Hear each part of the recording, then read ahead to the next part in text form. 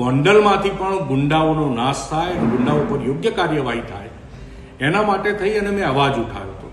એ પરિવારનો પ્રશ્ન જે તે રીતે પતી ગયો હતો. એ પછી મેં એ વિવાદને કોઈ પણ રીતે કે એ વાતને મેં છંછેડી નથી. એ જ એરિયામાં મારા વિરુદ્ધ હાય હાયના નારા લાગે, મને એમ કે તમે ગોંડલમાં આવો, નિશ્ચિંત રહો, ગોંડલમાં પણ આવવાનો છું અને જે કરવાનું છે એ બધું જ કરવાનો છું. સમયની રાહ જુઓ, આઈશ, 100% આઈશ. ગોંડલના સુલતાનપુરમાં ગણેશ ગોંડલ દ્વારા એક જન આક્રોશ સભા કરવામાં આવી હતી અને આ જ સભાની અંદર તેમને પાટીદાર નેતા એટલે કે જિગીશા પટેલ, મેહુલ બોગરા, અલ્પેશ કથિરિયા અને વરુણ પટેલ ઉપર આકરા પ્રહાર કર્યા હતા. પરંતુ ક્યાંક હવે આ જ પાટીદાર નેતાઓ ગણેશ ગોંડલને એક બાદ એક જવાબ આપી રહ્યા છે. વાત કરવામાં આવે વરુણ પટેલ વિશે તો તેમણે પણ ગણેશ ગોંડલને વળતો પ્રહાર કર્યો હતો. શું છે સમગ્ર વિષય જોઈશું આજના આ વિડીયોમાં. નમસ્કાર, હું હંસિની અને તમે જોઈ રહ્યા છો નિર્ભય ન્યૂઝ. પાટીદાર નેતા એટલે કે જિગીશા પટેલ, મેહુલ બોગરા, અલ્પેશ કથિરિયા અને સાથે જ વરુણ પટેલ દ્વારા થોડા સમય અગાઉ સુરતમાં એક સભા યોજવામાં આવી હતી, એક મીટિંગ બોલાવવામાં આવી હતી. નાની જ અંદર ગોંડલમાં જે અસામાજિક તત્વો બેફામ બન્યા છે અને ખાસ કરીને ગોંડલને લઈને અનેક એવી ચર્ચાઓ કરવામાં આવી હતી. પરંતુ ક્યાંક હવે આ જ વાતને લઈને ગણેશ ગોંડલ દ્વારા જે સભાની અંદર પ્રહાર કરવામાં આવ્યા હતા ને એ જ વાતનો સીધો જ જવાબ વરુણ પટેલે ગણેશ ગોંડલને આપ્યો છે. સૌથી પહેલા તો વરુણ પટેલ ગણેશ ગોંડલને પ્રહાર કરતા શું કહી રહ્યા છે તે સાંભળીએ. ગાંધી અને સરદારના ગુજરાતનો જ એક ભાગ ગોંડલમાં થોડા દિવસ પહેલા એક પાટીદાર યુવાન ઉપર અત્યાચાર થયો. તંત્ર એની વાત સાંભળતું નહોતું કે આને ન્યાય મળે એવું લાગતું નહોતું.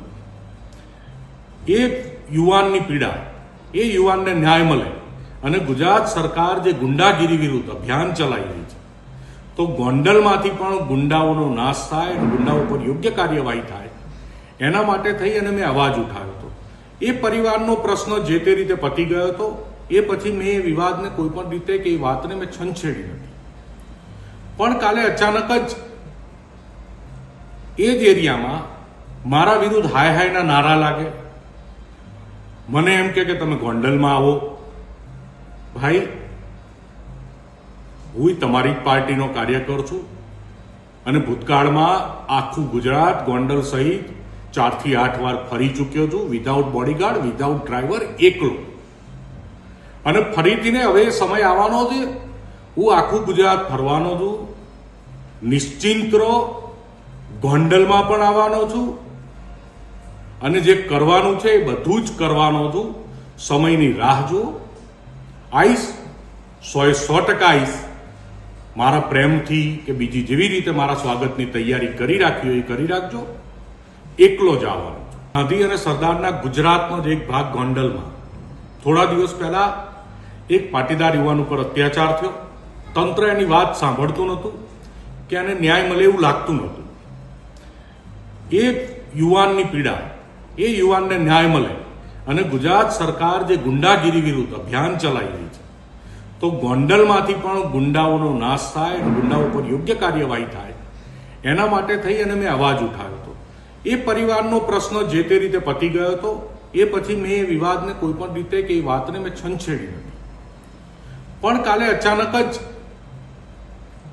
એ જ એરિયામાં મારા વિરુદ્ધ હાય હાયના નારા લાગે, મને એમ કે તમે ગોંડલમાં આવો. ભાઈ,